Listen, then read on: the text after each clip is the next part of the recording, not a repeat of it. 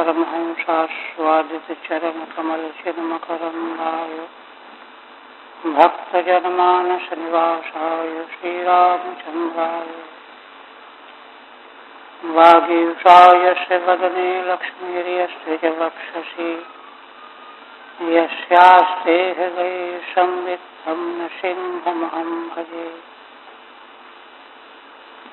विश्वसर्गविसर्गादीनवलक्षणलक्षितं श्रीकृष्णाख्यं परं धाम जगद्धाम नमामि तत्।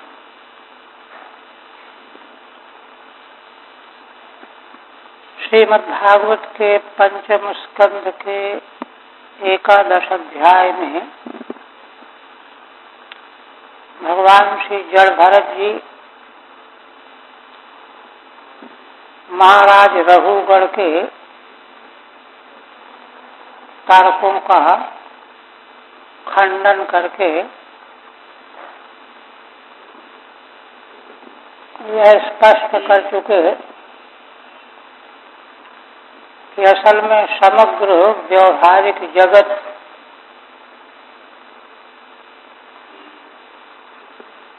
तत्व विचार के समय इसको पृथक कर दिया जाता है, माने मिथ्या मान लिया जाता है। श्री जड़ भरत जी ने बताया कि लौकिक और वैदिक सारा व्यवहार अविद्या मूलक, तत्व विमर्श के समय इस सबको नहीं लिया जाता, किंतु यह जो परमार्थ बोध है यह तब तक हृदयंगम नहीं हो सकता जब तक स्वप्न पदार्थ के समान ही सारे लोक लोकांतर के फल भोग सुख भोग ये स्वयं व्यर्थ नहीं मान लिए जाएंगे। माने इतना उच्च कोटि का वैराग्य अपेक्षित है। यह कह करके फिर बताने लगे कि यह जो संसार का अनुभव हो रहा है, जीवन का अनुभव, प्रपंच का अनुभव, ये कैसे हो रहा है? तो मन के द्वारा हो रहा है। श्री जड़ भरत जी ने मन को उत्तरदायी, आज तक हुआ था ना, मन को ही समग्र व्यवहार का, सांसारिक प्रपंच का मूल बता रहे। और यह मन बंधन और मोक्ष दोनों का हेतु है। प्रकृति के गुणों से जब तक आसक्त है तब तक तो यह बंधन कारक है, और जब प्रकृति के गुणों से अलग हो जाता है तो वही मोक्ष का हेतु होता है। उसमें दृष्टांत दिया था कि जैसे दीपक घृत और बत्ती को खाता रहता है तभी तो जलता रहता है, तो उस दीप प्रभा के साथ में धूम भी निकलता है, किंतु जब घृत समाप्त हो जाता है तो वह दीपक ज्योति अपने कारण ज्योति में लीन हो जाती है, मुक्त हो जाती है। अब आगे इसी का विवेचन करते हैं। एकादशासन मनसो हि वृत्तयः आकूतयः पंचधियोभिमानः मात्राणि कर्माणि पुरं च तासां वदन्ति हैकादश वीरभूमि। भगवान जड़ भरत जी कहते हैं कि राजन, मन की एकादश माने 11 वृत्तियां, वृत्तयः व्यापारा, वर्तनम वृत्ति व्यापारा, मन के 11 व्यापार हैं। माने 11 प्रकार से मन संचार प्रवाहित होता है, संचरित होता है, आकूतय पंच, आकूतय माने कर्मेंद्रियां, ध्रियोभिमान, पंच का दोनों तरफ अन्वय है। पंच कर्मेंद्रियां और धी माने पंच ज्ञान इंद्रियां, 10 और 11वां अभिमान, ये 11 वृत्तियां हैं मन की व्यापार। माने इन 11 के रूप में मन संसार में प्रयुक्त होता है, प्रवाहित होता है। विषय क्या है? तो देखिए, ज्ञान इंद्रिय के विषय शब्द, स्पर्श और रूप, रस, गंध। कर्मेंद्रियों के विषय 5 प्रकार के क्रिया व्यापार, वही कहते हैं मात्राणी, तन्मात्राएं, शब्द, स्पर्श और रूप, रस, गंध, ये ज्ञानेंद्रियों के विषय हैं। कर्माणि, कर्म जो है कर्मेंद्रियों के विषय है। और अभिमान रूप जो वृत्ति, अहंकार रूप वृत्ति है, उसका विषय है पुर माने देह, पुरम च तासाम, तासाम वृत्ति नाम, मात्राणि माने तन मात्राणि, शब्दादीन, कर्माणि वाग है ना, वाग व्यापार आदि आगे स्वयं बताएंगे। तो तासाम वदंति हैकादश वीर भूमि, इन 11 मन की वृत्तियों के 11 भूमि माने विषया, 11 ही विषय हैं, ऐसा विद्वान लोग कहते हैं। ठीक है, वृत्तिर दर्शयति, पहले मन की 11 वृत्ति दिखा रहे हैं। 11 वृत्तयः आसन, 11। आकूतयः क्रियाकाराः पंच, क्रिया के आकार वाली मने पंच कर्मेंद्रिय रूपा वृत्तियां 5। ध्येयस्य ज्ञानाकाराः, ज्ञान के आकार वाली पंच ज्ञानेन्द्रियां। और अभिमानस्य 5 5 10 11। हे वीर भूमिर विषयान, इन 11 मन की वृत्तियों के 11 विषय समझो। अब आगे उल्लेख करते हैं। गंधाकृत स्पर्श रस समांसी विसर्गरत्यर्थ्यभिजल्प शिल्पा, 11 स्वीकरणम ममेति संयामहं 12 आहु।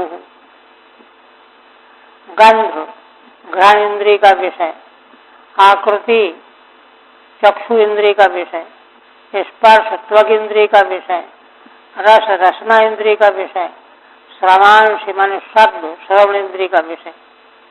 5 तो ये विषय हो गए ज्ञान इंद्रियों के, और 5 ही कर्मेंद्रियों के विषय, विसर्ग मल त्याग, रति संभोग, आरती गति, अभिजल्प बोलना, शिल्प माने कला कौशल, ये 5 कर्मेंद्रियों के ये विषय हैं। 11वां विषय क्या है? 11 स्वीकरणम ममेति, 11वां विषय है अहंकार के द्वारा देह को मेरा स्वीकार करना। अहंकार के द्वारा देह को अपना समझता है, मम। संयामहं 12 आहु, एक ही विद्वान सा, दूसरे विद्वान कहते हैं कि नहीं, यह अहंकार स्वयं ही मन की वृत्ति है और 12वां विषय है पूर्व माने देह। ऐसा एक ही विद्वान सा आहु, एक तरह के विद्वान कहते हैं। ठीक है, विषयानेवाह, विषयों का उल्लेख करते हैं। गंधादय पंच, गंधादि 5 ज्ञानेन्द्रिय द्वारा धी वृत्ति नाम विषया, ज्ञानेन्द्रियों की वृत्तियों के ये 5 विषय हैं गंधादि। आकृति कहते हैं रूप को, श्रवण कहते हैं शब्द को।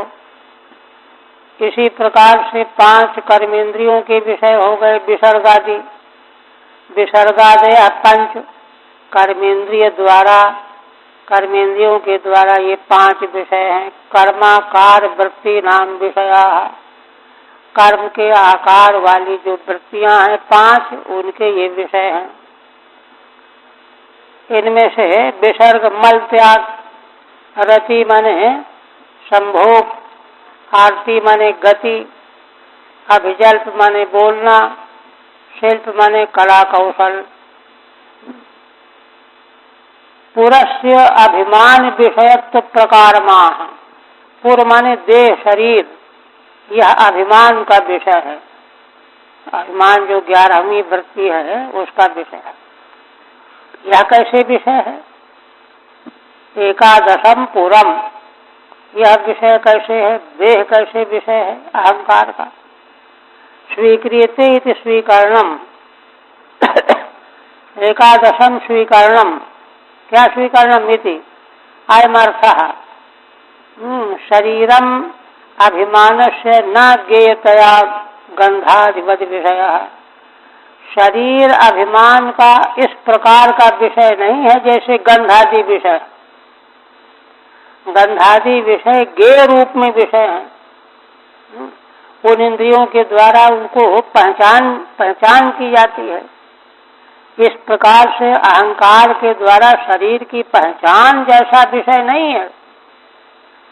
अच्छा, कर्मेंद्रियों की तरह भी नहीं है। नापि कार्यतया विसर्गादिवत, कर्मेंद्रियों का विषय जैसे मल त्याग आदि है ऐसा भी नहीं है। फिर यह अहंकार का विषय कैसे है? किंतु ममेति भोगायतनत्वेन स्वीकार्यतया, यह देह मेरा है इस प्रकार से भोग के आयतन रूप से स्वीकार किया जाता है अहंकार से। इस तरह से विषय स्वीकारतया विषय इति। एके तु विवेकिनाम एव पुरम ममत्वाभिमान विषयः। दूसरे आचार्य कहते हैं कि विवेकियों के लिए तो ठीक है कि यह देह जो है ममत्वाभिमान का विषय बन गया, मेरा है यह विषय बन गया, किंतु मूढ़ इस बात को नहीं जानते। न तो मूढ़ा नाम, इसलिए मूढ़ की दृष्टि से विषय क्या है? अतो मूढ़ दृष्टिया अहम अहंकारम द्वादशम वृत्त्यंतरमाहु। इसलिए कुछ विद्वानों का मत यह है कि अहंकार जो है यह एक अलग वृत्ति है। 12वीं 11वीं वृत्ति तो पहले कही गई, ये अलग वृत्ति एक और है। और इसका विषय क्या है? तस्य च पूर्वमेव शय्या संयम द्वादशम विषय माहु। इस 12वें वृत्ति का विषय यह देह कैसे है? शय्या के रूप में, माने अहंकार इस देह में सोया पड़ा रहता है। जीव को लेकर के, शुद्ध चेतन को लेकर के अहंकार इस देह में सोया रहता है, इसलिए यह वृत्ति है अहंकार द्वारा विषय है।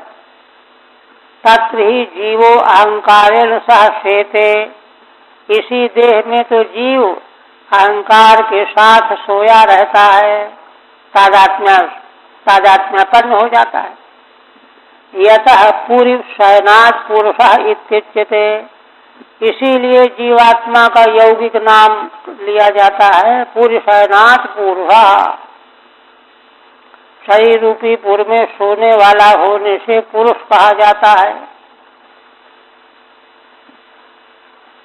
अच्छा, फिर कहते हैं अब ये जो 11 वृत्तियां मन की और 11 विषय, अहंकार को लेकर के, देह को लेकर के 12 विषय है ना, इनका आगे विस्तार बताना।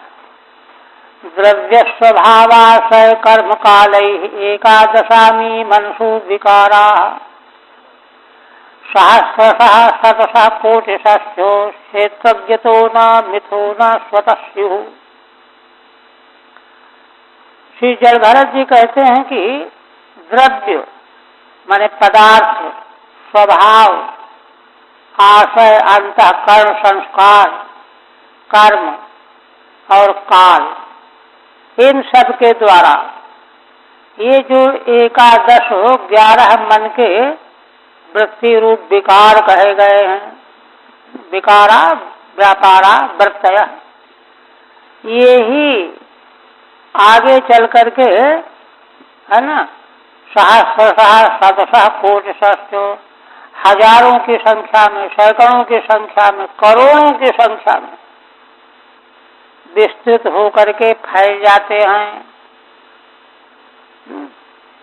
किंतु कहते हैं कि देखो ये स्वयं इनका अस्तित्व नहीं है। क्षेत्रज्ञ तो न मिथो न स्वतः स्युः, ये सैकड़ों हजारों करोड़ों जो ये 11 प्रकार के विषय और व्यापार फैल जाते हैं, ये स्वयं इनका अस्तित्व नहीं है, न मिल करके है ना।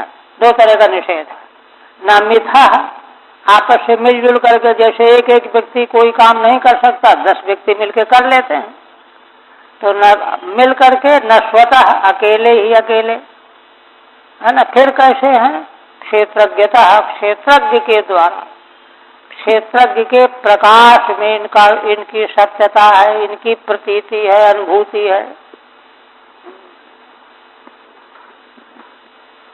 तासाम वृत्ति नाम अवान्तर भेदई आनंत्यमा, ये जो मन की 11 वृत्ति और विषयों का जो फैलाव बताया गया, अवान्तर भेदों को लेकर के अनंत तक संख्या पहुंचती है, पूरा गिनती नहीं कर सकते। द्रव्याणि विषया शब्दादय स्वभाव परिणाम हेतु, प्रकृति के गुणों का स्वभाव है, एक रूप में कभी नहीं रहेंगे, बदलते ही रहेंगे, हर क्षण बदलते रहेंगे, इसी को स्वभाव कहा जाता है ना। प्रकृति के गुण जो हैं सत्वरजतम, ये स्वभावतः एक रूप में रहते ही नहीं है, बदलते रहते हैं। आशय अंतःकरणम संस्कारः, जहाँ पर वासनाएं सोई रहती हैं। कर्म अदृष्टम, पहले के किए गए जीवों के द्वारा कर्म वे अदृष्ट बन करके मौजूद रहते हैं। कालः क्षोभ का, क्षोभ करने वाला काल। तैर निमित्त भूतई, ये सब निमित्त होते, इन्हीं निमित्तों के कारण प्रथमम शतशः, ये वृत्तियों के भेद जो हैं सैकड़ों होते हैं, फिर सहस्रशः हजारों हो जाते हैं, और फिर कोटिशः हो जाते हैं। कोटिशः स्युः न तो मिथा स्युः, ये मिल करके नहीं होते हैं, न च स्वतः और न स्वयं ही होते हैं। किंतु क्षेत्रज्ञता परमेश्वरात्, क्षेत्रज्ञ माने परमात्मा परमेश्वर की प्रकाश में इनका अस्तित्व मालूम पड़ता है। और तस्य च अनंत शक्तित्वात् अनंता शिवरित्यर्थः, क्योंकि परमेश्वर अनंत शक्ति वाला है, तो उसके संपर्क से ये अनंत व्यापार प्रतीत होते हैं। यद्वा, अथवा दूसरी व्याख्या करते हैं श्रीधर स्वामी, तासाम मिथ्यात्वम अनेन उच्यते, ये अनंत कह करके है ना, सैकड़ों सहस्रों करोड़ों और फिर अनंत कह करके क्या कह रहे हैं? मिथ्यात्वम अनेन उच्यते, मिथ्यात्व कह रहे हैं। कोटिशो भवन्ति अतस्ता क्षेत्रज्ञता एव, ये करोड़ों की संख्या में हो जाते हैं, इसलिए ये क्षेत्रज्ञ के द्वारा ही प्रकाशित होते हैं। तत्सत्यैव सत्ताम लभेरन, उसी की सत्ता से, परमेश्वर की सत्ता से ही ये सत्तावान होते हैं। न तो मिथो न च स्वतः इति, स्वयं मिल करके नहीं और अपने आप भी नहीं। क्यों? मिथ्या। जासु सत्यता से जड़ माया, गोस्वामी जी कहते, भास सत्य इव मोह सहाया। जिन भगवान की सत्यता से, सर्वाधिष्ठान ब्रह्म की सत्यता से जड़ अचेतन माया सत्य न होती हुई भी सत्य की तरह से भासने लगती है, ये कहना। अथवा तीसरी दृष्टि, यद्वा क्षेत्रज्ञो जीवः तस्मान् न स्युः, अथवा क्षेत्रज्ञ माने जीवात्मा, तस्मान् न स्युः, क्षेत्रज्ञ जीवात्मा से ये विषय और व्यापार संभव नहीं है। क्यों? तस्या विकारित्वात्, वह तो अविकारी है, उसमें विकार तो संभव नहीं है। ना मिथा, आपस में भी नहीं हो सकता। क्यों? इतरेतराश्रयत्वापत्ति, इतरेतराश्रय का दोष आ जाएगा। ना स्वतः अपने आप हो जाए तो ये भी नहीं, आत्माश्रयत्वापत्ति, आत्माश्रय दोष हो जाएगा। अतो मिथ्या भूता एवेति, जहाँ कोई गति न हो, तर्क के सारे रास्ते जहाँ बंद हो जाए वो वस्तु मिथ्या होती है। क्षेत्रज्ञ एता मनसो विभूतिर जीवस्य माया रचितस्य नित्याः आविर्हिताः क्वापि तिरोहिताश्चो शुद्धो विचष्टे ह्य विशुद्ध कर्तुः। अब देखिए, यहाँ तक श्री जड़ भरत जी ने पहले जैसे कहा था कि मन जब गुणों में संसक्त रहता है तो यह संसार के आवागमन का कारण बनता है, बंधन का कारण बनता है, और जब निरासक्त होकर के, है ना, अलग हो जाता है तो यही मोक्ष का साधन बनता है। तो बंधन का साधन बनने वाले मन की व्याख्या तो हो गई। अब क्षेत्रज्ञ एता मनसो विभूति जीवस्य माया रचितस्य नित्याः आविर्हिताः क्वापि तिरोहिताश्च शुद्धो विचष्टे ह्य विशुद्ध कर्तुः। मन की जो विभूतियां भी बताई गई 3 श्लोकों में, इनको क्षेत्रज्ञ जो परमात्मा है वह प्रकाशित करता है ना। ये जीव की विभूतियां मन के द्वारा प्रकट होने वाली माया रचित हैं, माया रचित होने से नित्य हैं। आविर्हिता क्वापि तिरोहिताश्च, कभी ये मन की विभूतियां प्रकट रहती हैं, जैसे जागृत अवस्था स्वप्नावस्था में मन के सारे व्यापार प्रकट रहते हैं, सुषुप्ति अवस्था में कोई व्यापार प्रकट नहीं होता। तो आविर्हिता क्वापि तिरोहिताश्च शुद्धो विचष्टे ह्य विशुद्ध कर्तुः। किंतु इन विभूतियों का प्रकाशक जो क्षेत्रज्ञ तत्व है,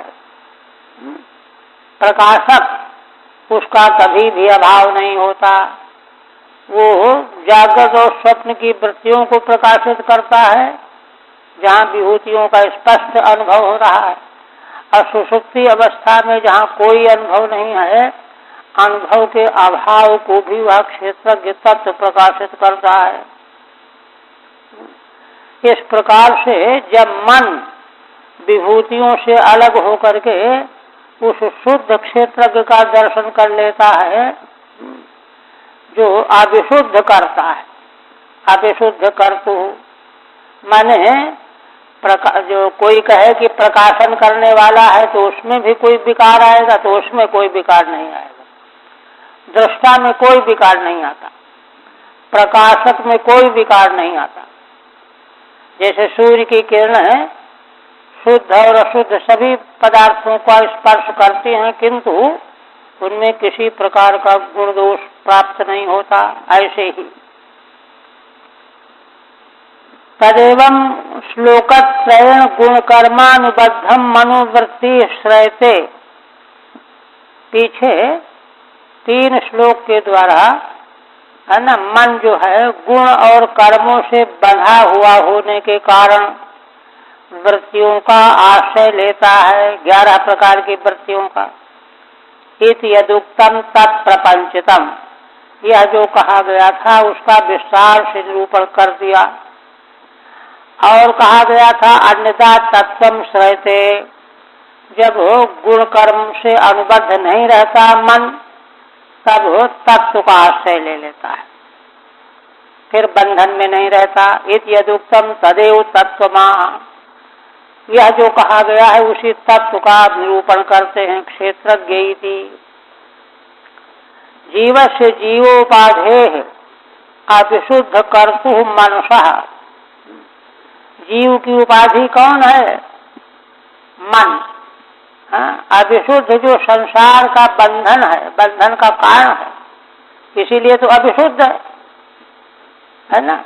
उस मन की ये वृत्तियां प्रवाह रूपेण नित्या अविच्छिन्ना, नित्य प्रवाह नित्यता अलग वस्तु है, प्रवाह का विच्छेद नहीं होता। प्रवाह नित्यता अलग वस्तु है, कूटस्थ नित्यता अलग वस्तु है। तो नित्या प्रवाह रूपेण अविच्छिन्ना, इनका प्रवाह कभी रुकता नहीं है। जागत स्वप्नयो आविर्भूता पश्यति, जागत और स्वप्न अवस्थाओं में ये वृत्तियां प्रकट होती हैं, इनको देखने वाला क्षेत्रज्ञ है। क्वापि सुषुप्तौ तिरोभूता, और सुषुप्ति में ये मन की विभूतियां तिरोभूत रहती हैं, तो इनके तिरोभूत रहने को भी देखता है, और जब ये प्रकट रहती हैं तो उनको भी देखता है। अवस्था त्रय साक्षी क्षेत्रज्ञ आत्मा, है ना। तीनों अवस्थाओं का, जागृत आदि तीनों अवस्थाओं का साक्षी है, वही क्षेत्रज्ञ आत्मा है, वही तत्व है। उस तत्व को प्राप्त करके यह मन जो है बंधन निर्मुक्त होता है। अब आगे कहते हैं क्षेत्रज्ञ आत्मा पुरुष पुराण साक्षात स्वयं ज्योतिरजः परेशः नारायणो भगवान वासुदेव स्वमायात्मन्यवधीयमानः। श्री जल भरत जी कहते हैं कि क्षेत्रज्ञ क्या है? तत्व, आत्मा, पुरुष, परम पुरुष, पुराण सनातन तत्व है। साक्षात स्वयं ज्योतिरजः परेशः, साक्षात उसका अस्तित्व है, किसी के आश्रित नहीं है। स्वयं प्रकाश है, अजन्मा है, सबका ईश्वर है, नियामक है, ब्रह्मादिकों का भी नियामक है। वही नारायण है, वही षडैश्वर संपन्न भगवान है, वही सर्वाधिष्ठान वासुदेव है, और वही स्वमायात्मन्यवधीयमानः, अपनी माया से अपने में ही, है ना, वर्तमान रहने वाला है। ठीक है। क्षेत्रज्ञो दुविधा, क्षेत्रज्ञ दो प्रकार का। त्वम पदार्थो जीवः, तत्पदार्थ ईश्वरस्य, जीव और ईश्वर। तत्प्राज्यो निरूपिता है, तो जीव का निरूपण तो पीछे हो चुका। अब तत्पदार्थ जो ईश्वर है, इदानीम तत्प्राप्यम ईश्वरम निरूपयति, ईश्वर का निरूपण करते हैं। क्षेत्रज्ञ आत्मा व्यापी, आत्मा शब्द का अर्थ है जो सर्वत्र व्याप्त हो। आपनोति व्याप्नोति आत्मा। पुराणो जगत कारणभूता, परम प्राचीन। पुरुष माने पूर्ण, साक्षात अपरोक्ष, साक्षात अपरोक्ष है, प्रत्यक्ष। सच स्वयं ज्योति ही, और वह स्वयं प्रकाश है। न तो ज्ञान से विषयत्वेन आश्रयत्वेन व परोक्ष, है ना, ज्ञान का विषय होकर के अथवा ज्ञान का आश्रय होकर के। देखिए, अगर वह ज्ञान का विषय बनेगा तो भी परोक्ष होगा, और यदि ज्ञान का आश्रय बनेगा तो भी परोक्ष होगा। तो ज्ञान का विषय बनेगा तो परोक्ष कैसे होगा? ज्ञान का विषय माने प्रत्यक्ष ज्ञान का विषय तो है नहीं, प्रत्यक्ष से अतिरिक्त अनुमान आदि का विषय होगा, अन्य ज्ञान का विषय होगा, वो परोक्ष ही होगा। और यदि आश्रय होगा, ज्ञान का आश्रय माना जाए क्षेत्रज्ञ को, तो भी परोक्ष होगा। आश्रय माने आधार, ज्ञान का आश्रय माना जाए, तो ज्ञान का विषय नहीं, माने ज्ञान के द्वारा पहचाना जाता हो ये भी नहीं, अथवा ज्ञान का आश्रय है यह भी नहीं। वेदांत सिद्धांत तो ज्ञान स्वरूप है, सत्यम ज्ञानम अनंतम ब्रह्म। इसलिए विषयत्वेन और आश्रयत्वेन दोनों का निषेध कर रहे हैं। ये स्वयं प्रकाश कहने का अर्थ है। स्वयं ज्योति स्वयं प्रकाश का मतलब वह क्षेत्रज्ञ तत्व ज्ञान का विषय नहीं हो सकता और आश्रय नहीं हो सकता, अपितु स्वयं ज्ञान स्वरूप ही है। अजो जन्मादि शून्य अजन्मा है। परेशान ब्रह्मादीनाम अभी ईशः, ब्रह्मादिकों का भी ईश है, नियामक है। नारायण है, नारम जीव समूह सो आयनम यश, जीव समुदाय जिसका आयन है घर है ना। आयनम यश नियंतु, क्योंकि वह नियामक है। भगवान ऐश्वर्यादि सद्गुणवान, ऐश्वर्य धर्म ज्ञान आदि सद ऐश्वर्य संपन्न। वासुदेव सर्वभूतानामाश्रय, समग्र भूतों का वही आश्रय है। स्वाधीनतया माया आत्मन जीवे अवधीयमानो अवस्थाप्यमान, स्वमायात्मन्यवधीयमान अंतिम पद है, 13वें श्लोक, उसकी व्याख्या करते हैं। कहते हैं कि स्वाधीनतया माया आत्मन जीवे अवधीयमान, परम स्वतंत्र स्वाधीन रहते हुए माया से जीव में अवस्थित रहने वाले हैं, अवस्थाप्यमान। क्योंकि वेदों में ऐसे मंत्र है ना कि शय रूपी वृक्ष में 2 पक्षी रहते हैं सुपर्ण रूप से, वहाँ जीव और ईश्वर दोनों ही हैं, तो ईश्वर भी वहाँ पर है ही, इस दृष्टि से है। तो इस प्रकार से वर्तमान है, अवधीयमान वर्तमान। इस पर कहते हैं कर्म कर्तव्य प्रयोग, यहाँ कर्म ही करता हुआ है, वही रहने वाला है और वही जीव को प्रकाशित करने वाला भी है। माने जीव स्वयं रहता हुआ जीव के रूप में प्रकाशित होने वाला भी वही है। तन नियंत्रित्वेन वर्तमान इत्यर्थ है ना, जीव के नियंता के रूप में वर्तमान है उसके साथ ही, क्योंकि नियंता वही होगा जो उसी समय मौजूद हो। ईशावास्य के भाष्य में भगवान शंकराचार्य जी ने है ना ईशावास्य में तद्वं सर्वम की व्याख्या में यही अर्थ किया है। जो सर्वाधिष्ठान है वही नियामक है। मिट्टी से बना हुआ घड़ा जैसे, तो उस घट रूप कार्य का की नियामिका मिट्टी है। नहीं तो कोई कहे कि मिट्टी को हम निकाल लेंगे तो घड़ा तुम ले जाओ, क्या ले जाएगा घड़ा, अस्तित्व ही नहीं रह जाएगा। इस प्रकार से इस रूप में भगवान शंकराचार्य उसको है ना नियामकत्व स्पष्ट करते हैं। तन नियंत्रित्वेन वर्तमान इत्यर्थ।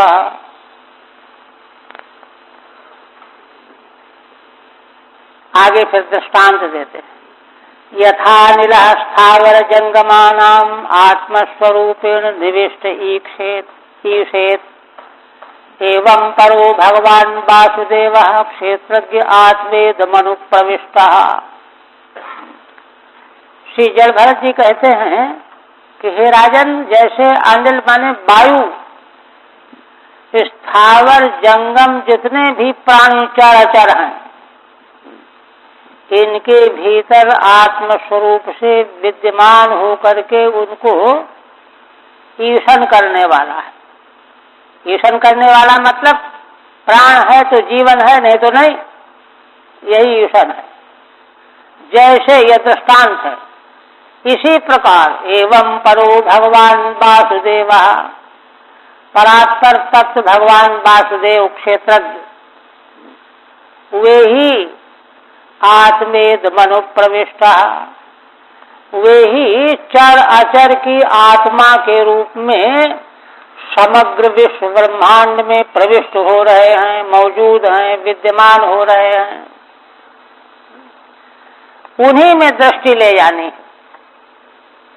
एतत् सदृष्टान्त माह, पूर्वोक्त बात को में दृष्टांत देते हुए कहते हैं यथेति आत्मस्वरूपेण प्राण रूपेण, वायु जो है आत्मस्वरूप माने प्राण के रूप में हम सबके भीतर है, और हो करके क्या करता है, इसे नियमयति, जीवन को बचाए हुए है, जीवन धारण कराए हुए है।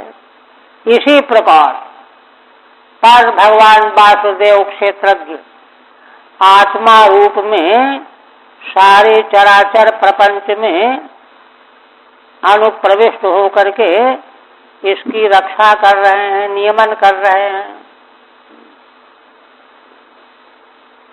अच्छा, ये वस्तु स्थिति बताई। अब यह सब बता करके जल भरत जी सार बता रहे हैं। यह सब जो प्रतिपादन किया गया इसका सार क्या है। कहते हैं कि देखो राजन, नयावदेताम तनुभर नरेंद्रो विधूय मायाम वयुनोदयेन विमुक्त संगोर्जित षट सपत्नो वेदात्म तत्वम भ्रमति हितावत। हे नरेंद्र, रघुगण के लिए संबोधन है। जब तक यह तनुभृत माने शरीरधारी, जब तक एताम मायाम वैनोदयन विधुई, इस माया को, किस माया को, जिस माया के प्रभाव से मन 11 प्रकार की विभूतियों का विस्तार करके अनंत विभूतियों के रूप में व्यवहार में फैला रहता है, उसको ज्ञानोदय के द्वारा, वैनम ज्ञानम, ज्ञान को उदय करके इस माया को जब तक विधुई माने अलग करके, स्वच्छ करके, निर्मल करके अलग नहीं कर देता, और अलग करके विमुक्त संगो जित सट सपतना, उसका लक्षण क्या है कि माया को उसने अलग कर लिया, विमुक्त संग हो जाना चाहिए। और जित सट सपतना, 6 शत्रु, 5 ज्ञानेंद्रियां और मन, इनको जीत लिया है जिसने, है ना। ऐसा जब तक नहीं हो जाएगा, वेदात्म तत्वम भ्रमति हितावत, माने जब तक आत्म तत्व को नहीं जान लेता। पूरा वाक्य है कि हे राजन, जब तक ज्ञान को प्रकाशित करके इस माया को विधुई करके, अलग करके, और जिसका लक्षण है संग्रहित होकर के षट सपत्नों पर विजय पाने वाला हो जाए, जब तक यह करके आत्म तत्व को नहीं जान लेता, आत्म तत्वम यावन न वेद तावत ही भ्रमति, तब तक संसार में आवागमन के चक्कर में भ्रमण करता रहता है।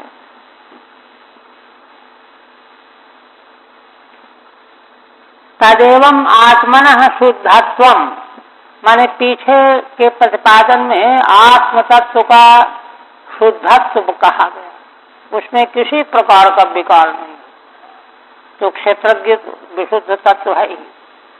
संसार से च मिथ्यात्वम, और संसार जो है उसके प्रकाश से दिखता है नहीं, मिथ्यात्वम प्रदर्श इदानीम तन्निवृत्ति माह, अब उसकी निवृत्ति कह रहे हैं संसार की, है ना।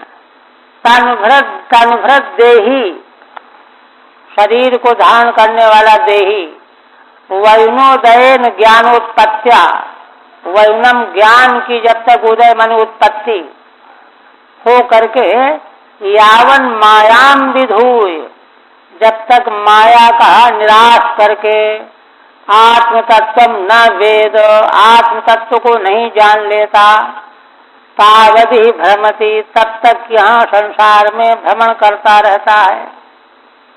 एक है ना, दो चीजें गांठ बांधने की कह रहे हैं। एक तो ये अवधि है, माने चाहे कुछ भी हो जाए यह करना ही करना है, इससे कम में काम नहीं बनेगा। दूसरी बात और है ना, या न यावदेतन मन आत्मलिंगम संसार तापावपनम जनस्य यच्छोक मोहा मैराग लोभो वैरानुबंधम ममताम विधत्ते।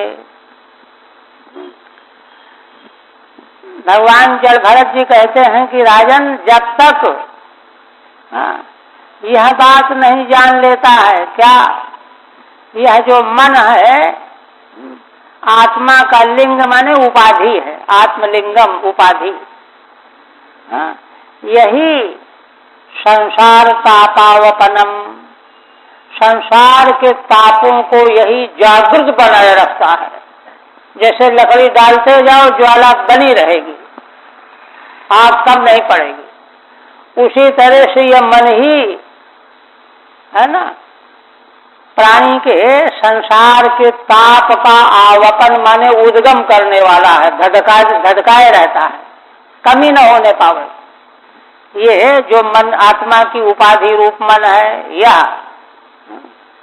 यह बात जब तक व्यक्ति जान नहीं लेगा, इसको समझ नहीं लेगा, तब तक क्या है, और तरह के प्रयत्न करता रहेगा, उससे कुछ हल नहीं निकलेगा। यच्छोक मोहामय राग लोभ, और यही शोक मोह है ना, आमय माने बीमारी, राग लोभ वैर है ना, इन सबों को उत्पन्न करने वाला है, माने इन सबों से बांधने वाला, अनुबंध माने बांधने वाला। ममताम विधत्ते, और ममता का विधान करता रहता है। यह बात पहले जानने में आवे कि आत्मा की उपाधि रूप मन ही संसार के तापों को हमेशा उद्दीप्त बनाए रखता है, और यही शोक मोह आमय राग लोभ वैर का बंधन बनाए रखता है। इसलिए दोनों श्लोक में एक बात है, भ्रातृव्यमेनम तदरभ्रवीर्यम उपेक्षयाध्येदितमप्रमत्तः। इसलिए हे राजन, यह मन ही भ्रातृव्य माने शत्रु है, नुकसान पहुंचाने वाला। और देखो एक विशेषण और देना, तद अदभ्रवीर्यम, यह मन जो है, जो शत्रु है तुम्हारा सारे संसार का, यह अदभ्रवीर्य हो गया है, कमजोर नहीं है। क्यों? इसकी लगातार उपेक्षा लोग करते रहते हैं, देखा जाएगा देखा जाएगा।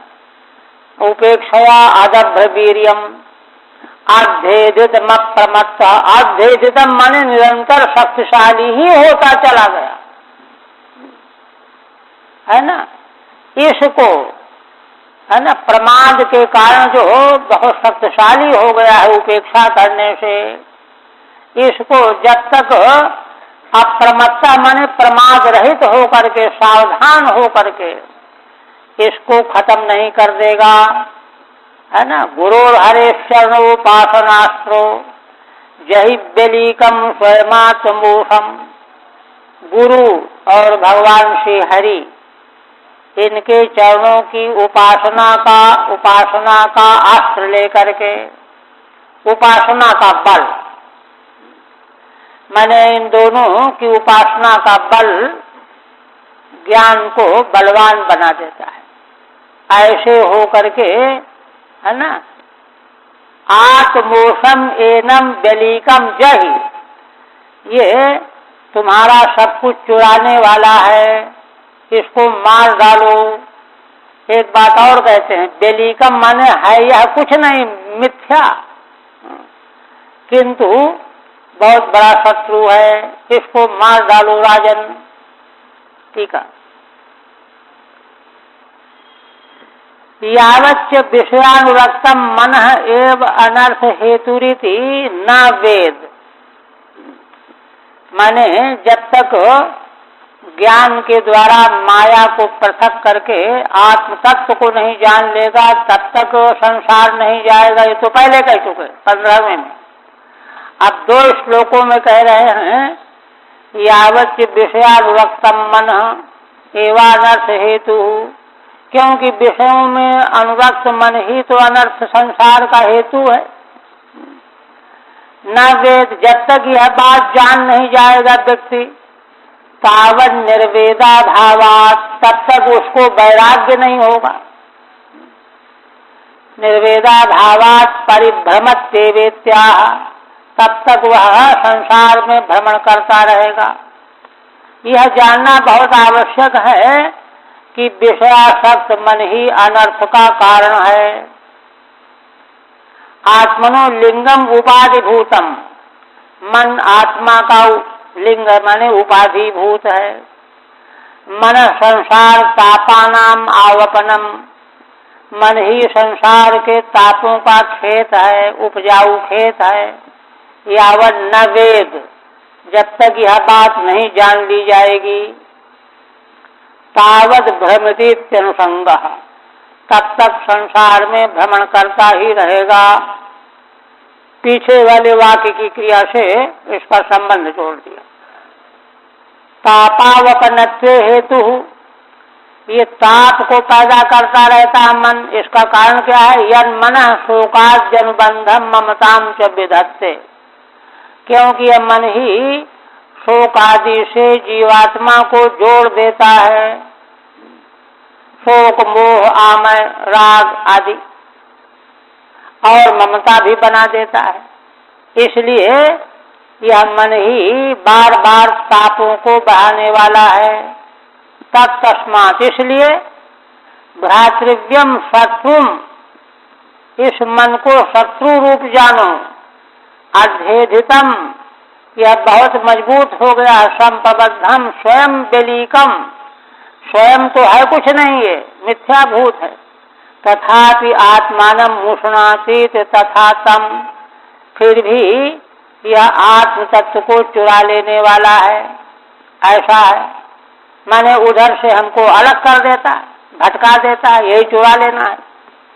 गुरुदेव हरि ही, गुरु ही हरि हैं। तस् चरणोपासन में वास्त्रम, उनके चरणों की उपासना ही अस्त्र है। यश तथा भूतः सन जहि घातय, ऐसे होकर के इसका तुम घात कर डालो, मार डालो। हरि ओम तत्सत। श्रीमद्भागवते महापुराणे पंचम स्कंधे रघुगण संवादे एकादशोध्याय। ओम भगवते। आप देखिए, द्वादशे पुनरा प्रस्तः संदेहेन महीभृता, सायोगी सर्वसंदेहान आपानुदतीर्यते। अब आगे 12वें अध्याय में महाराज रहुगण के द्वारा पहले वाला प्रश्न फिर से उठाया जाएगा, क्योंकि वे कहेंगे कि हमको अभी पूरा संदेह मिटा नहीं।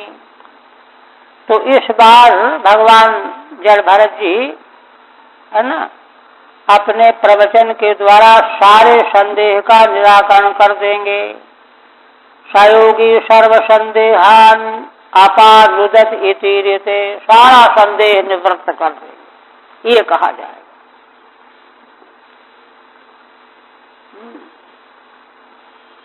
रहुगणवाच, इतना उपदेश सुन करके करने का उपाय साधन बता करके बात पूरी हो गई। तब इस पर रहुगण ने प्रश्न किया। पहले तो उनकी महिमा का वर्णन करने लगा। नमो नमः कारण विग्रहाय स्वरूप तुच्छीकृत विग्रहाय, नमोवधूत द्विजलिंग द्विज बंधुलिंग निगूढ़ नित्यानुभवाय तुभ्यम। देखिए, रहुगण कहते हैं कि हे भगवान कारण विग्रह, कारण कौन? परमेश्वर, ईश्वर, माने भगवान ही सर्व कारण, भगवान ही स्वरूप धारण करके आए हुए हैं, ऐसे आपको नमस्कार करता हूं, ये कह रहा। और स्वरूप तुच्छीकृत विग्रहाय, दूसरी बात, आप अपने स्वरूप के बोध से इस विग्रह को तुच्छ किए हुए हैं। ऐसा नहीं कि दूसरे जीवों की तरह से जो शरीर मिल गया उसके प्रति बड़ी आसक्ति बन जाए। साक्षात परमात्मा जीवों के कल्याण के लिए विग्रह धारण किए हुए हैं, किंतु स्वरूप की महिमा से विग्रह को तुच्छ बनाए हुए हैं। स्वरूप तुच्छीकृत विग्रहाय नमो वधूत द्विज बंधुलिंग, हे भगवान अवधूत, आपको मैं पुनः नमस्कार करता हूँ। द्विज बंधुलिंग निगूढ़ नित्यानुभवाय तुभ्यम, आप द्विज बंधु का चिन्ह बनाए हुए हैं। द्विज बंधु माने नाम मात्र का द्विज है, किंतु सदाचार नहीं है जिसमें, ऐसे का चिन्ह बनाए हुए हैं। अवधूत वेश है ना, यदि निगूढ़ नित्यानुभवाय तुभ्यम, आप अपने नित्य अनुभव को छिपाए हुए हैं। निगूढ़ माने छिपाए हुए हैं, ऐसे आपको मैं पुनः पुनः नमस्कार करता हूं। ठीक है। कारणम ईश्वर तस्यैव लोक संरक्षणार्थो विग्रहो देहो यश, कारण माने ईश्वर भगवान, उन्हीं भगवान का लोक संरक्षण के लिए यह विग्रह जिन्होंने बना रखा है, ऐसे आपको मैं नमस्कार करता हूं। स्वरूपेण परमानंद प्रकाशेन तुच्छीकृतो विग्रहो येन, और दूसरी बात, आपका परमानंद परम प्रकाशित है, उसके प्रकाश में आप विग्रह को तुच्छ बनाए हुए हैं। इसीलिए हे अवधूत योगेश्वर, द्विज बंधो लिंगेन वेशेण, द्विज बंधु के वेश में आप दर्शन दे रहे हैं, किंतु निगूढ़ो नित्यानुभव ये न तस्मै नमः, आपको नित्य परमानंद का अनुभव प्राप्त है, ऐसे आपको मैं नमस्कार करता हूं। ज्वरामयार्तस्य, इतना कह करके और कह रहा है, ज्वरामयार्तस्य यथा गदम सन्निदाघमन्धस्य यथा हिमांभा, उदेहमाना ही विदष्ट दृष्टेर ब्रह्मण बचस्ते मृतमौषधम में। हे ब्रह्मण, आपके वचन कैसे हैं? ज्वरामयार्तस्य यथा गदम सत, जैसे ज्वर के आमय बीमारी से कोई दुखी हो, चिल्ला रहा हो, उसको कोई अच्छी औषधि दे दे। सत आगदम, स्वादिष्ट औषधि। निदाघ दग्धस्य यथा हिमांभा, और ग्रीष्म के ताप से जल गया हो कोई, उसको बर्फ का पानी दे दे, पिला दे, छिड़क दे, दो। जैसे उसी प्रकार से मैं कुदेहमाना ही विदष्ट दृष्टे, यह जो कुत्सित देह है, इसका मैं बड़ा घमंड रखने वाला हूँ, मान माने अहंकार रखने वाला हूँ। वह अहंकार ही सर्प है। कुत्सित देह के प्रति जो अहंकार है मेरे भीतर, वही सर्प है। अहि माने सर्प, उसने मुझे डस रखा है। कुदेह माना ही विदष्ट दृष्टे, मेरी दृष्टि अहंकार रूपी सर्प से डसी हुई है। ऐसे मेरे लिए ब्रह्मण बचस्ते मृतमौषधम में, ऐसे आपके हे ब्रह्मण ये वचन उपदेश मेरे लिए अमृत के समान औषधि हैं। सर्प का अभिमान रूपी सर्प के डसने का जो विष है, वो सब छुमंतर होता जा रहा है। ये आदर भाव।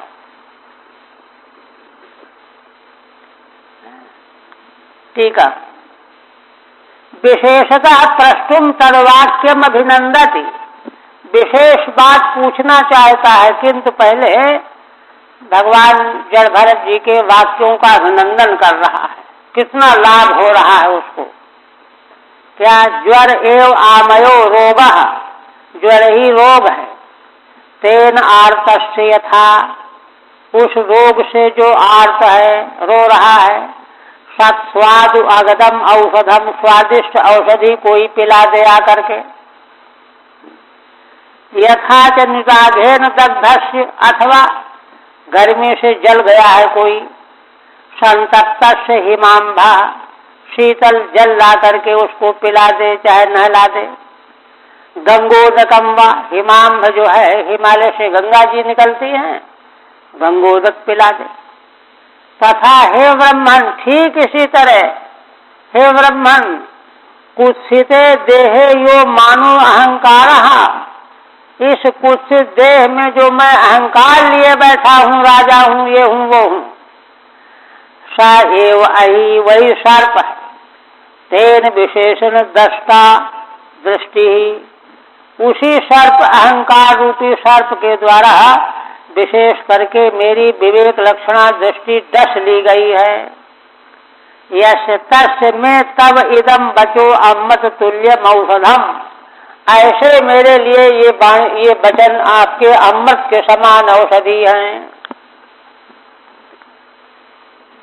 फिर कह रहा है, तस्मात् भवन्तम मम संशयार्थम प्रक्षामि पश्चाद अधुना सुबोधम, अध्यात्म योग ग्रथितम तवोक्तो माख्याहि कौतूहल चेतसो में। रघुगण कहते हैं कि इसलिए हे भगवान, मुझे जो और तरह के संशय उनको तो मैं पीछे पूछूंगा, प्रक्षामि पश्चात, पीछे पूछूंगा। अभी इस समय अधुना सुबोधम अध्यात्म योग ग्रथितम तवोक्तम, आपने जो अध्यात्म योग का जो निरूपण किया है अभी अभी, इसी को आप और खोल करके कहिए, सुबोध रूप में, जिससे मैं और साफ साफ समझ जाऊं, ऐसा कहिए। तवोक्ता माख्याय कौतूहल चेतसो में, क्योंकि मेरे चित्त में बड़ा कौतूहल भरा हुआ है। देखिए यहाँ बात यह है कि रघुगण कह रहे हैं कि भगवान, आप जो कुछ कह रहे हैं वो तो अक्षरशः यथार्थ सत्य ही है, किंतु मैं नासमझी के कारण समझ नहीं पा रहा हूँ, और समझ नहीं पाऊंगा जब तक, तब तक कल्याण नहीं बन पाएगा। इसलिए आप कृपा करके और खोल करके बताइए। मम संशय विषय अर्थम पश्चात प्रक्षाम, मुझे जो संशय विषय का अर्थ है वो तो पीछे मैं पूछूंगा। अधुना तावत् तदुक्तम बचो अध्यात्म योगेन ग्रथितम दुर्बोधम सुबोधम यथा भवत एवं व्याख्याहि, इस समय अभी आप जो अध्यात्म योग के ग्रथित विषय का कथन किया है, जो बात दुर्बोध है, उसको सुबोध करके कहिए। कौतूहल युक्तम चेतो यस्य तस्य मम, क्योंकि आपके कथन को लेकर के मेरे चित्त में बड़ा कौतूहल बना हुआ है। क्या कौतूहल है, देखिए आप बता रहा है। यदा योगेश्वर दृश्यमानम क्रियाफलम सद्व्यवहार मूलम न ह्यंजसा तत्व विमर्शनायो भवानमुस्मिन् भ्रमते मनो में। हे भगवान, आपने अभी अभी यह कहा है कि यह दृश्यमान संसार में जितना क्रियाकलाप है ना, आना जाना थकना वगैरह, सद्व्यवहार मूलम है ना, इस सब का व्यवहार ही मूल है, तत्व से इसका कोई संबंध नहीं है। आपने ये कहा ना ह्यंजसा तत्व विमर्शनायो, तत्व विमर्शन के लिए इसका कोई मूल्य नहीं है, कोई महत्व नहीं है। भगवान, यह आपने कहा अमुष्मिन भ्रमते मनु में, यह जो आपने कहा इसको और खोल करके कहिए, क्योंकि इसमें मेरा मन भ्रमित हो रहा है। क्यों आखिर तत्व विमर्श के बीच में इसको क्यों नहीं ग्रहण किया जाता? प्रश्न का आशय है। ठीक है, त्रयोदितम व्यक्तम अविपलब्धम, है ना। उसके पूर्व अध्याय में 11वें में श्री भरत जी ने, जड़ भरत जी ने यही कहा है कि राजन, जो तुम कहते हो वह कोई गलत नहीं है। अविपलब्धम, यहाँ से लेकर के भार बहनादि क्रिया, भार बहन की क्रिया और उसका फल थकावट, श्रमादि प्रत्यक्षादि भी दृश्यमानम, प्रत्यक्ष प्रमाण से देखा जाता है कि आदमी 2 मील चल करके आए तो थक गया, भाई विश्राम करने दो, दिखाई देता है कि नहीं सबको, है ना। दृश्यमानम सत है, अबाधितम अपि, इसका बात तो कहीं देखा नहीं गया। व्यवहार मात्र मूलम, व्यवहार मात्र मूल ही हो, किंतु बाधित तो नहीं है, होता तो है। यद्वा सतो अबाधित व्यवहारस्य मूलम कारणमपि न ह्यंजसा तत्व विमर्शनाय क्षममिति भवान यदा, अथवा कहते हैं कि सत रूप में जो लोक व्यवहार है भले बाधित न हो, अर्थ क्रियाकारित्व बताया गया ना, अबाधित व्यवहार से मूलम कारणमपि न ह्यंजसा, उसका कारण भी अनायासेन तत्व विमर्शनाय न क्षमम, तत्व विमर्श के समय में इसका कोई मूल्य नहीं है। इति भगवान यदा, यह जो आपने कहा है, आखिर ये क्या बात है? अमुष्मिन नर्थे मम मनो भ्रमति, आपके इस कथन वाले अर्थ में मेरा मन चकरा रहा है, इसको मैं कैसे पचाऊं, कैसे समझूं? प्रश्न ये है। तब ब्राह्मण हुआ, जड़ भरत जी उत्तर देने लगे, कहने लगे कि देखो, ये जो तुम कहते हो कि व्यवहार का जितना विषय है सब अबाधित है, अबाधित माने प्रामाणिक, बाधित वस्तु प्रामाणिक नहीं होती, बाध हो जाता है। अभी है जैसे ठूंठ में चोर दिखाई दे रहा है, पास में गए तो नहीं, बाधित हो गया। हाँ? किंतु लोक व्यवहार में घड़ा देख रहे हैं, गए तो मिल गया, बाधित नहीं है, इसलिए है ना। तो कहते हैं कि यह जो तुम अबाधित कह रहे हो, बाधित नहीं, यही तो उसका मतलब, इसीलिए उसका सिर चकरा रहा है। कहते हैं यह अबाधितत्व तुम्हारी समझ गलत है।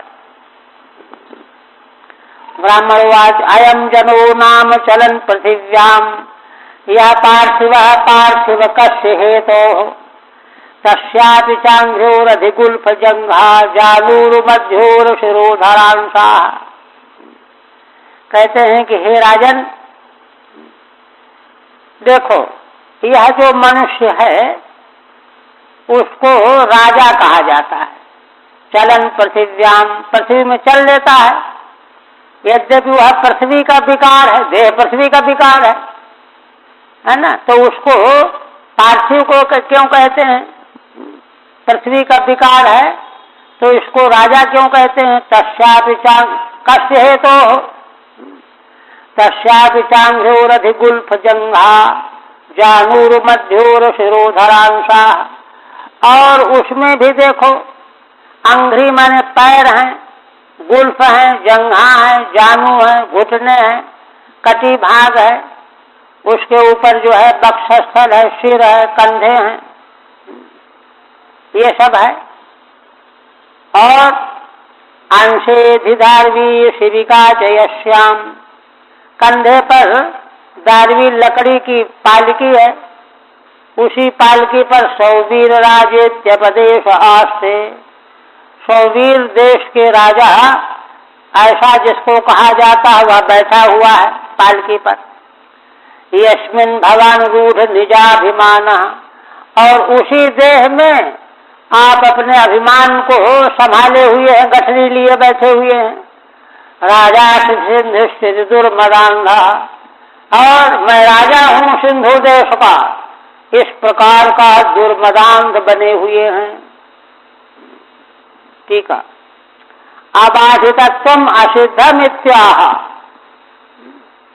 कहते हैं कि जो तुम कहते हो कि लोक व्यवहार अबाधित है, ये असिद्ध है। हे पार्थिव, यह पार्थिवो विकार सायो कश हेतु है ना। जो पृथ्वी का विकार है उसको राजा क्यों कहा जाता है? कश हेतु, कस्याश्चित कारणात् पृथिव्याम चलन, किसी कारण से पृथ्वी में चलने लगा, है ना। चलन अयम भार बाहकादि, तो भार का ढोने वाला कहा जाने लगा। जना नाम प्रसिद्ध, ये कहार है, उसका शरीर भी पृथ्वी का विकार है, किंतु चल रहा है, भार ढो रहा है, तो भार वाहक कहा जाने लगा। और यह तू न चलती, और दूसरा पृथ्वी का विकार पत्थर है, शिला, चलता नहीं है। पाषाणादि इत्येता वान्यो भेदा, एक चल लेता है, एक नहीं चल पाता है, इतने तो है। तो जो चलता है उसको भार वाहक कहा जाता है, जो नहीं चलता है उसको भार वाहक नहीं कहा जाता। तस्य च जड़त्वा न भार श्रमश्च, पाषाण खंड को न जड़ होने से न भार है और न श्रम है, चलता ही नहीं है, ढोता ही नहीं है कुछ। और दूसरा पार्थिव विकार है, वो चलता भी है, पालकी भी ढोता है।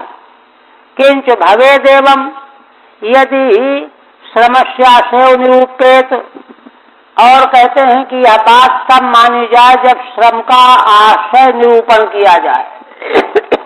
श्रम होता किसको है?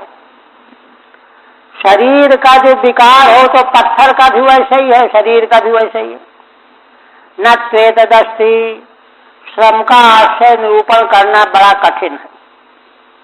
क्यों?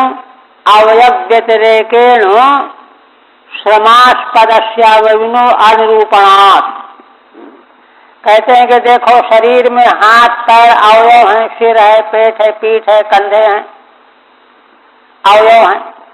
अवयव से अतिरिक्त अवयवी कोई अलग सिद्ध नहीं है। अवयवी का खंडन कर रहे हैं भगवान जड़ भरत जी। अवयव के अलावा अवयवी की सिद्धि संभव नहीं। अवयवी कोई हो तो वह ढोने वाला भी हो और श्रम का आश्रय भी हो, है ना। कहते हैं कि श्रमास्पद से अवयविनो अनिरूपणात्, उसका निरूपण नहीं हो सकता। इत्याशय ना, इसी आशय से कहते हैं। तस्यापि पृथ्वी विकारस्यापि अंघ्र्यो अध्युपर्युपरि गुल्फादयः, पृथ्वी का विकार रूप जो देह है उसमें पैर हैं, गांठें हैं, घुटने हैं, अंग है, ऊपर तक चले जाओ। गुल्फादयः ऊर्षा सलोपार्षा, ऊर्षा में सा का लोप आर्ष प्रयोग है, सकारांत है। फिर कहते हैं कि शिविकायामपि अवयवी नास्ति, उस पालकी पर जो बैठा हुआ एक दूसरा पार्थिव विकार है वहां पर भी अवयवी नहीं है। ना तो ढोने वाला अवयवी है, ना जो पालकी में बैठा हुआ वह भी अवयवी भी नहीं है। तो यपि नास्ति तदा, उसी को कहते हैं सौवीर राजा इत्यपदेशो नाम मात्रम। सौवीर राजा यह उपदेश व्यवहार नाम मात्र है। सा पार्थिवो विकार आस्ते, तुम भी तो हो पृथ्वी के विकार ही बैठे हुए हो,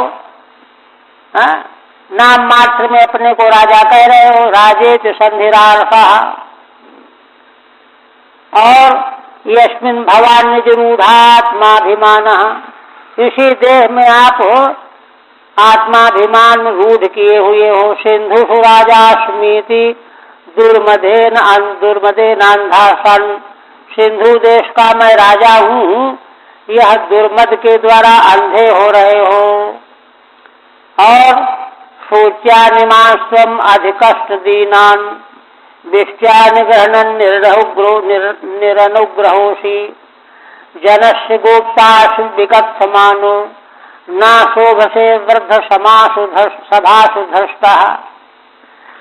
देखो, जिन कहारों को तुमने पालकी में लगा रखा है ना, शोच्यान इमांस्त्वम् अधिकष्ट दीनान्, इनको, इन दीन दुखी लोगों को और अधिक कष्ट दे रहे हो। एक तो विष्ट्या निग्रहणन, बेगार में पकड़ रखा, इनको कुछ तुम पैसा वैसा तो दोगे नहीं। निरनुग्रहोषि, तुम में अनुग्रह नाम की वस्तु नहीं है, निष्करुण हो। जनस्य गोप्ता से विगत समाना, तुम बेकार में बकवास करते हो कि मैं जनता का सेवक हूँ, रक्षक हूँ। ना शोभसे वृद्ध सभासु धृष्टा, वृद्ध लोगों की सभा में तुम्हारी कोई शोभा नहीं होगी, तुम तो धृष्ट हो, उद्दंड हो, तुम में करुणा और दया नाम की वस्तु नहीं है। शोच्यानिमान विष्ट्या निग्रहणन निष्कृपो वर्त से, देखिए, इन शोचनीय बेगार में पकड़े हुए इन लोगों के पर तुम कृपा रहित हो। अतो मिथ्यैव गोप्ता अहम अस्मीति श्लाघमानो, इसलिए झूठे हम रक्षा करने वाले हैं, अपनी प्रशंसा कर रहे हो। महताम सभासु न शोभसे, महान पुरुषों की सभा में तुम्हारी कोई शोभा नहीं होगी। यह तो धष्टा धष्ट हो। देखिए, माने जो मुंह से बोले वैसा होना चाहिए ना। तुम अपने को गोप्ता रक्षक कहते हो और उन्हीं प्राणियों को दुख दे रहे हो बेगार में पकड़ करके, राजा होने के घमंड में आकर के। ये क्या मतलब है? जब भरत जी डांट रहे हैं उसको, और कहते हैं यदा क्षितादेव चराचरस्यो विदामनिष्ठाम प्रभवम च नित्यम तन्नाम तो अन्यद व्यवहार मूलम निरूप्यताम सत्क्रियानुमेयम। हे राजन, जब सारी पृथ्वी में ही चराचर जितने प्राणी हैं, पशु पक्षी सात चराचर, सब पृथ्वी से प्रकट हुए हैं, पृथ्वी में विलीन हो जाएंगे, सब पार्थिव रूप हैं। निष्ठाम प्रभवम च नित्यम, उसी में प्रभव है, पृथ्वी से ही उसी में विलय है।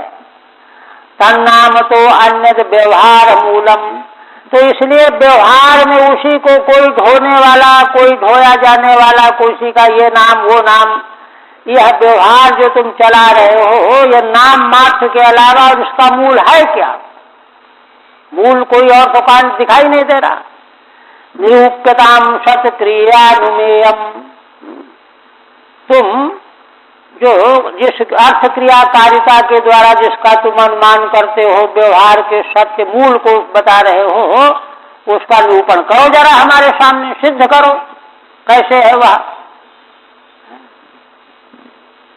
न च उत्तरोत्तरावयो भार पूर्व पूर्वावयवानाम भवेदिति वाच्यम। देखिए, 8वें श्लोक में जलभरत जी कह रहे हैं कि पूर्व अवयव आगे वाले अवयव में ठहरा हो, वह और आगे वाले में और आगे वाले में, ऐसा हो सकता है? कहते नहीं, ये भी नहीं हो सकता।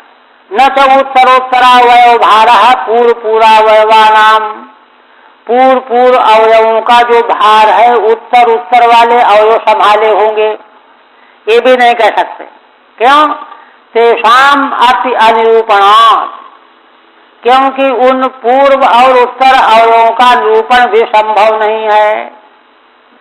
यदेति निष्ठाम नाशम प्रभुम उत्पत्तिम विदाम, क्योंकि हम तो यही देख रहे हैं कि पृथ्वी से सब उत्पन्न हुए हैं और पृथ्वी में लीन हो जाएंगे। विद्मस्तत् तदाक्षिते अन्य विकारस्य अभावात्, इसलिए पृथ्वी से अन्य कोई विकार है नहीं।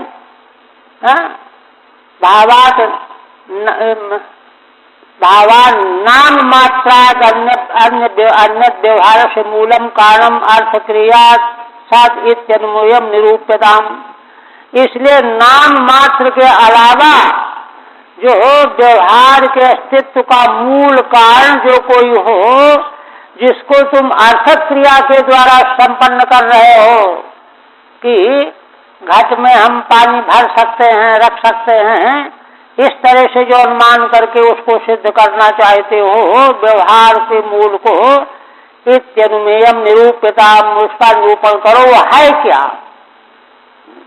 नाम ही मात्र तो है।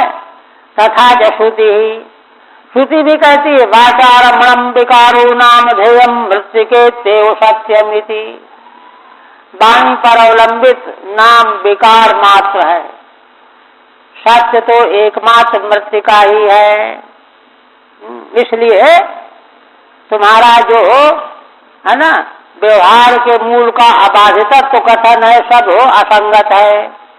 एवं निरुक्तम क्षित शब्द वृत्तम असन्निधानात् परमाणवो ये अविद्या मनसा कल्पितास्ते तेषां समूहेन कृतो विशेषः। आप कह रहे हैं कि इसी प्रकार से है ना क्षिति में जो क्षिति शब्द, पृथ्वी, क्षिति माने पृथ्वी, पृथ्वी शब्द का कोई विवेचन करे है ना, क्षित शब्द वृत्तम असन्निधानात् परमाणवो ये, तो कल्पना के द्वारा, अनुमान के द्वारा नैयायिक वैशेषिक परमाणुओं की कल्पना करते हैं। खंड करते जाओ, अंतिम में जो खंड न हो तो परमाणु कहते हैं। यदि केवल है ना जब कोई बुद्धि की गति नहीं हुई तो अनुमान कर लिया, कल्पना कर लिया। अविद्या मनसा कल्पितास्ते, अविद्या रूपी मन के द्वारा परमाणु भी कल्पित हैं तुम्हारे। कोई मजबूत प्रमाण नहीं है। येषां समूहेन कृतो विशेषा, जिनके समूह से, देखिए अवयवी को तो खंडन पहले कर दिया, इसीलिए परमाणुओं का समुदाय कह रहे हैं, नहीं तो अवयव अवयवी कहते हैं ना, अवयवी की बात तो खंडित हो गई। किंतु परमाणुओं का अस्तित्व मान करके उनके समुदाय को पृथ्वी कहा जाए यह भी नहीं है। या तो मन की कल्पना, अविद्या, अविद्या माने जब उसका ठीक ठीक विवेचन नहीं हो पाया तो अज्ञान विजृंभित यह कल्पना है परमाणुवाद वाली, उसके समूह को विशेष पृथ्वी कहा जाता है। ठीक नहीं है भी। तद क्षिते सत्यता स्यात्, तो कहते हैं कि पृथ्वी की सत्यता हो जाएगी। एवं क्षित शब्द स्यात् वृत्तम वर्तनम अर्थम विनयु निरुक्तम, कहते नहीं, क्षिति शब्द का जो अर्थ है ना, वह भी बिना अर्थ के ही निरुक्ति की जा रही है। यद्वा अथवा क्षित शब्द से वृत्तम यस्मिन् तदपि मिथ्यात्वेन निरुक्तम इत्यर्थः। क्षिति शब्द का व्यवहार जिन तुम परमाणुओं के समूह में कर रहे हो ना, वह भी मिथ्या ही है, कुछ नहीं है। अतः असत्सु सूक्ष्मेषु परमाणुषु स्वकारण भूतेषु निधानान् लयात्, कह रहे हैं कि जो असत भूत जो सूक्ष्म परमाणु हैं, जो पृथ्वी के कारणभूत कहे जाते हैं, है ना, उसी में पृथ्वी का लय होता है। ये कहते हो तुम निधान लयात्। इसलिए जब उसमें पृथ्वी का लय ही हो गया तो बचा क्या, उनका भी अस्तित्व नहीं है।